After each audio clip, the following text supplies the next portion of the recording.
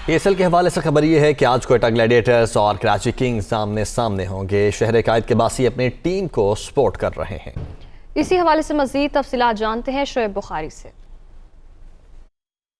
जी बिल्कुल, Pakistan super league के 7वें addition के मैचेस तो लाहौर में जारी है, लेकिन कराची वालों का जज्बा अभी तक जो है वो ख़त्म नहीं हुआ। कराची किंग्स के लिए जो उम्मीदें थी पिछले दिनों काफ़ी मायूसी का शिकार हुआ, क्योंकि इतने मैचेस वो कराची किंग्स हारी है और सिर्फ एक ही मैच जो लास्ट मैच है वो कराची किंग्स की टीम जीती है। मेरे साथ कुछ यहाँ पे नौजवान मौजूद, मैं उनसे पूछूंगा कि कौन से खिलाड़ी जो है वो आपके फेवरेट है और आज कराची और कोयटा का मैच है, क्या कहेंगे आज के बारे में? यार मेरा फेवरेट तो सिर्फ बाबर आजम है और मुझे लगता है कराची को जीतने के लिए उनका बैटिंग लाइनअप स्ट्रॉन्ग होना बड़ा ज़रूरी है। जीतने के लिए एक पैशन होता है और टीम वर्क नीड होती है और डिपेंडेंसी पूरी बाबर आजम कैप्टन पे ही होती है टीम की। अगर टॉप ऑर्डर अगर डिसमिस हो जाता है तो फिर पूरी टीम नीचे होती है।